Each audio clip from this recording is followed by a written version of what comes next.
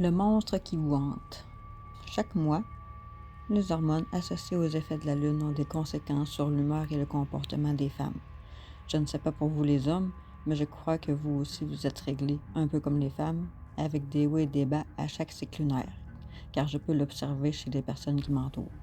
Aujourd'hui, je veux vous parler de ce monstre qui se cache probablement à l'intérieur de chacune d'entre nous, que nous ne voulions ou non, et qui nous hante quand nous nous en attendons le moins, et cela se produit plus ou moins chaque mois. Je vous présente donc mon monstre. Chaque mois, le monstre que je croyais avoir vaincu le mois précédent sort de sa tanière. Parfois, son énergie est faible et il est facile de le chasser et de le retourner dans le fond de sa grotte. Mais parfois, il réussit à reprendre des forces et alors il me frappe de plein fouet, me terrasse, me piétine et me laisse pour morte dans le fond d'un puits. Ma force, qui était alors à son maximum quelques jours auparavant, s'est envolée et je rampe de douleur au fond du puits, essayant tant bien que mal de remonter à la surface. Mais le monstre n'est pas parti. Il veille sur moi. Il se cache et s'assure de ne me laisser aucun répit.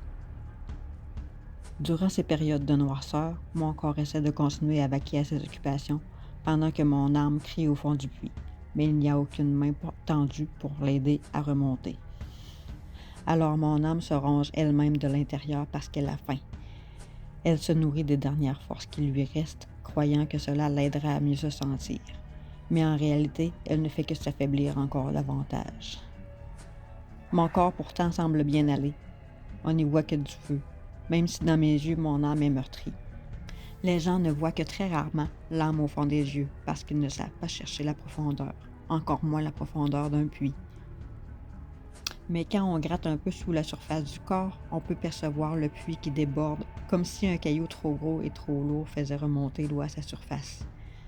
Des larmes s'échappent alors de mes yeux, des larmes que je m'empresse d'effacer, parce que personne ne doit savoir que j'ai besoin d'être sauvé, car le monstre me guette et s'assure que je reste seul avec ma douleur. Mon corps, ne comprenant pas ce qui se passe, cherche à redonner de l'énergie à mon âme et se nourrit de tout ce qu'il trouve, même si cela lui est nuisible. Malbouffe, addiction, réseaux sociaux, comportements destructeurs. Tout pour éviter de ressentir le malaise de l'âme au fond du puits que le corps essaie de camoufler. Pendant ce temps, les gens exigent de mon corps qu'il soit efficace et prêt à les servir, alors que mon âme tourne en rond au fond du puits, seule et en détresse.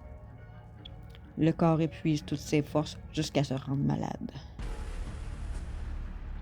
Mon cœur se serre et devient nauséeux. Mon âme essaie de vomir sur le papier toute la crasse qui la fait suffoquer de douleur. Mais même si je réussis à mettre des mots sur mes mots, personne ne peut comprendre la profondeur du puits dans lequel elle s'est empêtrée. Mon âme a droit alors à un moment de répit pour remonter à la surface et reprendre son souffle. Même si le monstre semble vaincu, il a plus d'un tour dans son sac.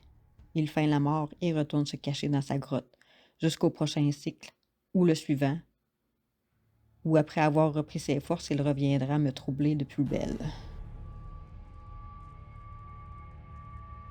Mon âme a besoin d'être rassurée, que quelqu'un veuille bien me serrer dans ses bras, mais je suis incapable de parler et d'exprimer mon besoin, car même si le monstre est parti, il a laissé une emprise sur moi.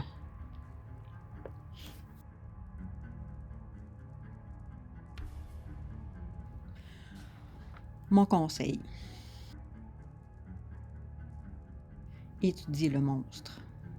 Quand le monstre vous rend visite, plusieurs auront pour réflexe de l'ignorer. Mais dans ce cas, il demeurera tapis dans un coin de votre esprit à se nourrir de votre énergie. Je vous suggère donc de vous approcher et de le laisser vous malmener. Comme on dit, il faut être encore plus proche de nos ennemis que de nos amis. Cela vous permettra de comprendre ses motivations, ce qui le nourrit, ses forces et ses failles. Bien sûr que cela fait peur, mais en l'affrontant, la peur va diminuer et il aura de moins en moins d'emprise sur vous.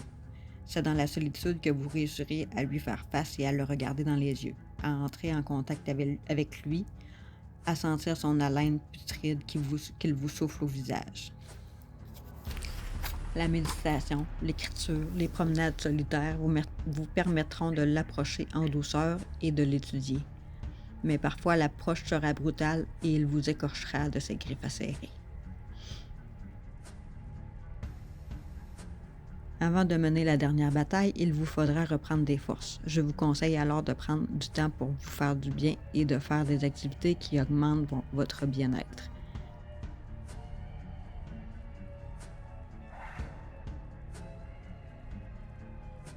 La dernière bataille, l'épreuve du conquérant. Quand vous aurez assez de force, armez-vous comme une guerrière afin d'entamer la dernière phase, la bataille finale. Cela consiste à sortir de votre zone de confort et de mener des actions concrètes qui neutralisera le monstre.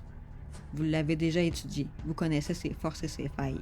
Utilisez-les contre lui pour vous propulser vers votre liberté. Je ne vous mentirai pas, ce sera très inconfortable, voire douloureux, mais le jeu en vaut la chandelle. Peut-être qu'il vous faudra plusieurs tentatives pour le vaincre, mais si vous n'essayez pas, il est certain qu'il continuera de vous affaiblir de l'intérieur, et un jour, c'est lui qui vous vaincra. Lorsque votre guerre intérieure sera terminée, vous en sortirez changé. Vous serez plus fort que vous ne l'étiez auparavant. Mais d'autres monstres viendront vous tourmenter à leur tour et vous saurez alors comment vous y prendre pour les affronter. Conclusion. Nous vivons tous des hauts et des bas. Aujourd'hui, je l'ai imagé de façon très sombre afin que vous compreniez l'ampleur de la tâche à accomplir qui se veut parfois difficile mais nécessaire. J'aimerais savoir quel est votre monstre à vous et que veut-il de vous. Écrivez vos réponses en commentaire. Et si vous avez aimé la vidéo, merci de vous abonner et de liker.